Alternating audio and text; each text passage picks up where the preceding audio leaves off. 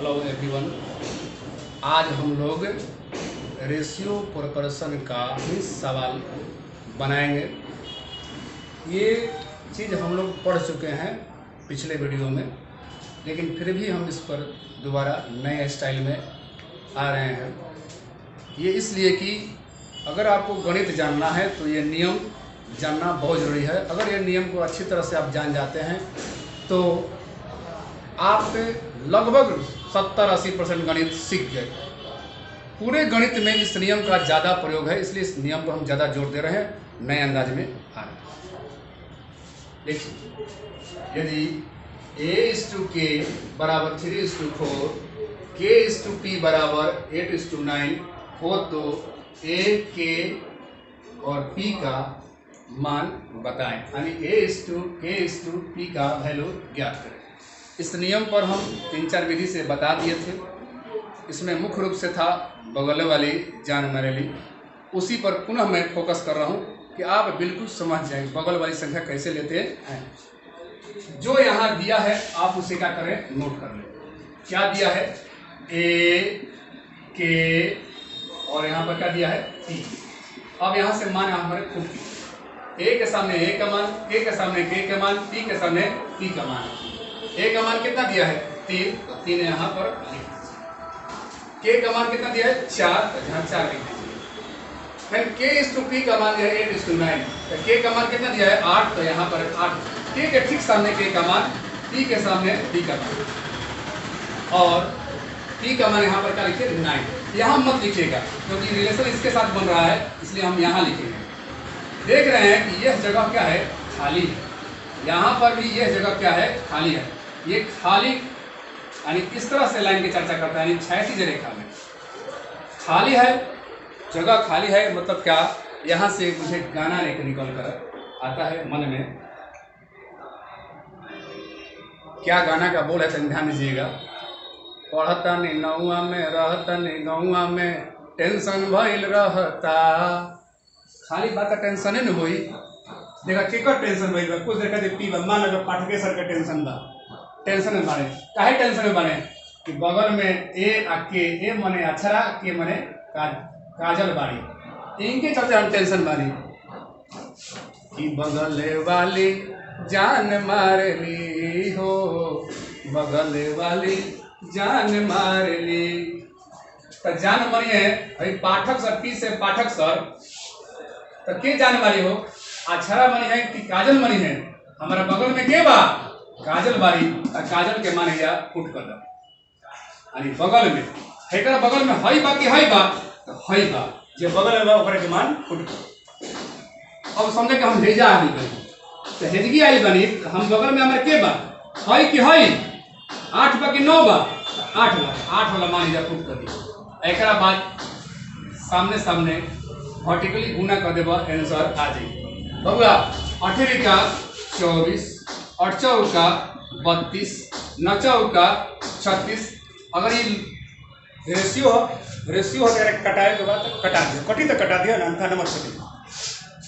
ये 4 से कट गया, 6 बार में, 8 बार में और ये 9 बार में। यह आंसर हो गया बबुआ 6:8:9 आंसर हो गया। इस सवाल को आप चांदा विधि से भी बना सकते थे, मैं बताया हूँ। अगर चांदा विधि से बनाते तो कैसे बनाते, ध्यान दीजिएगा, ध्यान दीजिएगा।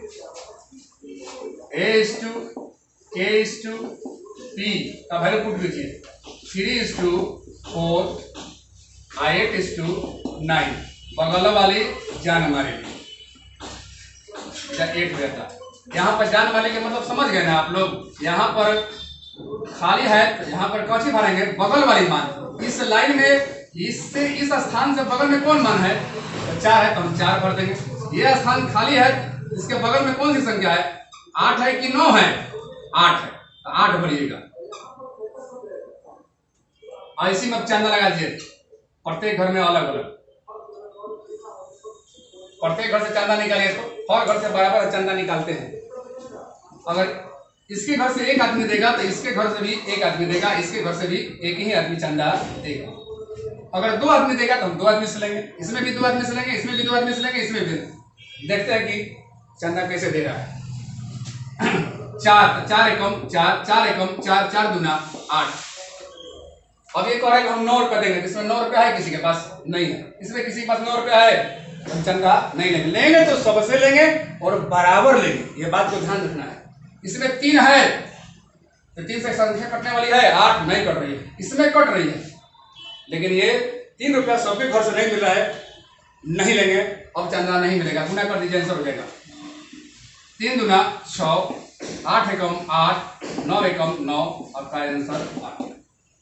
अब अगला सवाल में देखिए, अगला सवाल A:B बराबर 2:3, B:C बराबर 5:4 तथा C:D बराबर 3:7 हो तो A:B:C:D का वैल्यू ज्ञात करें। सबका मान उतारिए जिसको ज्ञात करना है।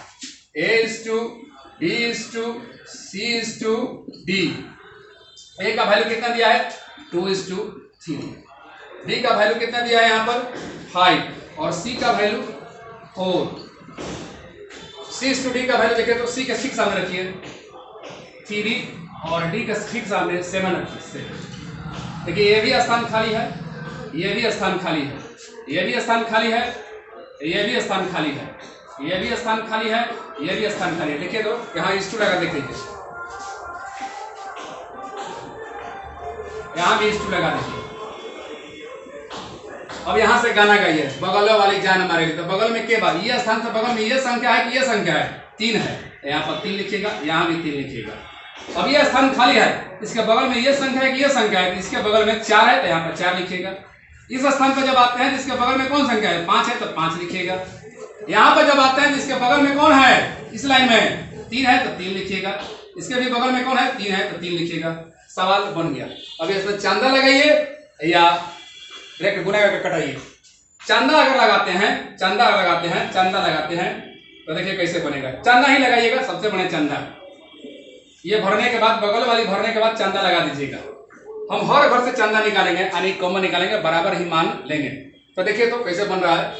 इसके घर से 3 रुपये चंदा देने के लिए तैयार है, 4 रुपये चंदा देने के लिए तैयार है, 7 रुपये चंदा देने के लिए तैयार है। हर घर से हमको बराबर चंदा लेना है।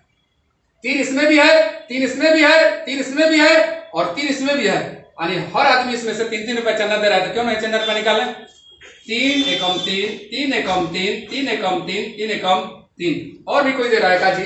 4 रुपया है, ये दे रहा है, ये दे रहा है, इसमें नहीं है, इसमें नहीं है, चंदा नहीं लेंगे। ये 7 रुपया देने के लिए तैयार है, 7 न इसमें है, न इसमें है, न इसमें है, यानी और चंदा नहीं निकल रहा है। सवाल बन गया, गुना कर दीजिए। 5 दूना 10, पंक्ति आई 15, चरती आई 12, 7 28 और सब में रेशियो डाल दीजिए। सवाल बन गया। यही है चंदा विधि। या तो पूरा गुना करके अंत में कटाइए या चंदा विधि से सवाल बना दीजिए। देखिए ये भी प्रश्न को देख लीजिए, हमारे साथ बना लीजिए, अभ्यास कर लीजिए। जितने अभ्यास कीजिएगा उतना ही आप इसके बारे में अच्छे जानकार होइएगा और आगे काम करेगा। देखिए तो क्या पूछ रहा है? A:B:C:D, A:B:C:D पूछा है, मैंने यहाँ पर लिख दिया। अब क्या करेंगे? यहाँ से हम A का वैल्यू A के सामने, B का वैल्यू B के सामने और C का वैल्यू C के सामने और D का वैल्यू D के सामने हम लोग रखेंगे। A का वैल्यू कितना दिया है? A:B का वैल्यू दिया है 2:3, यहाँ मैं 2:3 लिख दिया। B:C का वैल्यू कितना दिया है? 9:7, 9:7 मैंने यहाँ लिख दिया। और C:D का वैल्यू कितना दिया है? 14:15 दिया है। अब देख रहे हैं इतना भरने के बाद कि यहाँ पर यह जगह खाली है और यहाँ पर यह जगह खाली है, यहाँ पर यह जगह खाली है, यहाँ पर यह जगह खाली है, यहाँ पर यह जगह खाली है, यहाँ पर यह जगह खाली है। खाली वाले के मैं बताया हूँ ना कि जो खाली है यानी वो क्या है? टेंशन में है। टेंशन में है इसका मतलब बगल वाली जान मार ली। काहे टेंशन में है? बगल वाली के चक्कर में। इस संख्या के बगल में कौन सी संख्या है? 3 है, तो यहाँ पर 3 भर दीजिए। फिर यहाँ इस संख्या के बगल में कौन सी संख्या है? 3, यहाँ पर 3 डाल दीजिए। अब यहाँ पर ये भी खाली है, ये भी टेंशन में है, तो इस संख्या के बगल में कौन सी संख्या है? 7, तो 7 डाल दीजिए। इस संख्या के बगल में कौन सी संख्या है? 9, तो यहाँ पर 9 डाल दीजिए। इस संख्या के बगल में कौन सी संख्या है? इस संख्या के बगल में 14 है, तो यहाँ पर 14 डाल दीजिए। इस संख्या के बगल में कौन सी संख्या है 14, तो 14 डाल दीजिए। या इतना भरने के बाद सीधे सीधे गुना का क्या अंत में कटाइए, या इसी में चंदा लगा दीजिए। इसी में चंदा लगाइए तो देखिए ये ए का घर है, ये बी का घर है और ये सी का घर है। अब हम चंदा लेंगे, हर घर से चंदा लेंगे। इसे घर में 3 व्यक्ति है, 1 2 और 3। क्या तीनों व्यक्ति चंदा देगा या हम प्रत्येक घर से चंदा लेंगे? अब बराबर बराबर चंदा लेंगे, अगर मिलेगा तो लेंगे और नहीं मिलेगा तो नहीं लेंगे, बराबर बराबर ही लेंगे। ध्यान दीजिएगा, ये 3 रुपया चंदा दे रहा है, क्या ये भी 3 रुपया चंदा दे रहा है? हाँ दे रहा है। ये भी दे रहा है? हाँ दे रहा है। और यहाँ भी देखो 3 नहीं है, लेकिन 3 से कटने वाली संख्या है, हम 3 रुपया चंदा निकालेंगे। 3 एकम 3, 3 एकम 3, 3 एकम 3, तितरी का 9। और भी चंदा मिलेगा। ये 7 रुपया देने के लिए तैयार है, 7 ये दे रहा है, ये भी दे रहा है, और 7 से कटने वाली संख्या यहाँ भी है और 7 से कटने वाली संख्या यहाँ भी है, यानी 7 रुपया चंदा ये देगा तो ले लेंगे। 7 एकम 7, 7 एकम 7, 7 दूना 14 और 7 दूना 14। ये 15 रुपया देने के लिए तैयार है। इसमें है 15 रुपया? नहीं है, नहीं लेंगे। इसमें भी नहीं है, नहीं लेंगे। इसमें भी नहीं है। अब चंदा नहीं लगेगा, यानी सवाल बन चुका। अब इसका आंसर लिखिए। 3 दूना 6, 2 3 है 6, 6 दूना 12 रेशियो, 9 दूना 18 रेशियो, 14 एकम 14 रेशियो, 15 एकम 15। यही आपका क्या होगा? आंसर हो गया। इस सवाल को भी देख लीजिए, इसमें पूछा है ABCD। आप ABCD को नोट कर लीजिए यहाँ पर। A:2, B:2, C:2, D। अब A के सामने A का वैल्यू पुट कीजिए, B के सामने B का वैल्यू पुट कीजिए। A:B बराबर दिया है 1:2, 1:2 यहाँ पर मैंने लिख दिया। B:C का वैल्यू दिया है 3:4, तो B के वैल्यू B के सामने, C का वैल्यू C के सामने लिखिए 3:4। C:D का वैल्यू दिया है 6:9, तो C के सामने 6 C का मान और D के सामने D का मान 6:9। फिर लगाइए बगल वाली। देखिए यहाँ पर ये खाली है, यहाँ पर ये खाली है, यहाँ पर ये खाली है, यहाँ पर ये खाली है, यहाँ पर ये खाली है, यहाँ पर ये खाली है। बगल वाली देखिए इस लाइन में ऐसे लगाते हैं, क्षैतिज रेखा में लगाते हैं। इसमें भी क्षैतिज रेखा में, इसमें भी क्षैतिज रेखा में। ये जगह खाली है यानी टेंशन में है। टेंशन में किस भी है? बगल वाली जान मारे ली हो। देखो तो इसके संग इसके बगल में 2 है ना, यहाँ पर हम 2 भर देंगे। इसके बगल में कौन सी संख्या है? 2, तो 2 भर देना। देखो हम मैं हाथ से समझाना चाहता हूं। इसके बगल में कौन सी संख्या है? 4, तो 4 यहां भर दो। इसके बगल में यह खाली जगह खाली है। इसके बगल में कौन सी संख्या है? 3, तो यहां पर 3 डाल दो। इसके बगल में कौन सी संख्या है? 6, तो 6 डाल दो। इसके बगल में कौन सी संख्या है? 6, तो 6 डाल दो। सवाल बन चुका। अब इसी में चंदा लगाओ या डायरेक्ट गुना करो? चंदा ही लगा दो। देखो तो ये C का सबको अलग अलग कर दो, अलग अलग कर दो। अब सबके घर से बराबर चंदा लेंगे। ये 2 रुपया चंदा देने के लिए तैयार है। 2 रुपया, 4 रुपया और 9 रुपया देने के लिए तैयार है। पहले 2 से शुरुआत करो। ये 2 रुपया दे रहा है, तो इसके घर से 2 रुपया मिल रहा है कि नहीं मिल रहा है? इसके घर से भी 2 रुपया मिल रहा है। कोई दे सकता है, 2 रुपया मिल रहा है। इसके घर से भी 2 रुपया मिल रहा है और इसके घर से 2 तो नहीं दिखाई दे रहा है, लेकिन 2 से कटने वाली संख्या दिखाई दे रही है। इसमें आज हम 2 रुपया चंदा निकाल सकते हैं। 2 निकाला, एक बार में कटा, 2 एकम 2, 2 एकम 2 और 2 3 आई 6। मैंने 2 रुपया चंदा प्रत्येक घर से ले लिया। देखो तो और भी चंदा मिल रहा है। हाँ मिल रहा है जी, 3 भी निकल जाएगा। देखो तो 3 इसके घर से मैंने लिया, 3 रुपया चंदा लिया। 3 एकम 3, 3 एकम 3, 3 दूना 6, तितरी का 9। अब चंदा नहीं मिल रहा है, सब मैंने चंदा निकाल यानी कॉमन निकाल लिया। अंत में गुना कर दो। 3 एकम 3, 6 एकम 6, 4 दूना 8, इसमें गुना कर देना है और 4 3 आई 12। अब ये छोटा रूप में नहीं होगा, यही आपका क्या हो गया? आंसर हो गया।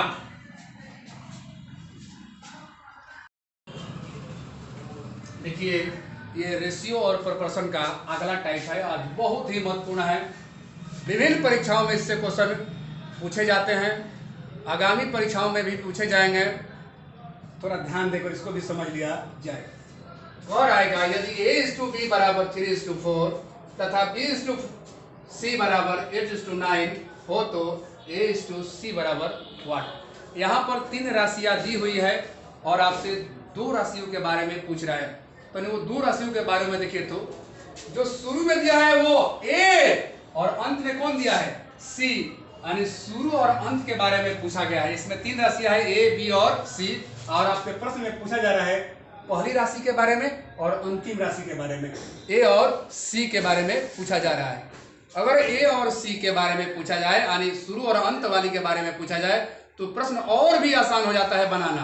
तो ध्यान दीजिएगा, जो भी रेशियो दिया हुआ है आपके पास वो रेशियो को उतार दीजिए। A/B बराबर क्या दिया है 3:4, मैंने उतार दिया, जो दिया है यहाँ पर जो उतार दिया। इसके दूसरा रेशियो को भी इसी के नीचे उतार दीजिएगा, यानी B/C बराबर दिया है 8:9, और ये सवाल बन गया। देखिए तो यहाँ पर 2 पक्ष है, समझो कि ये पक्ष ये है LHS, ये क्या है RHS, या इसे हिंदुस्तान मानिए, इधर का मानिए पाकिस्तान।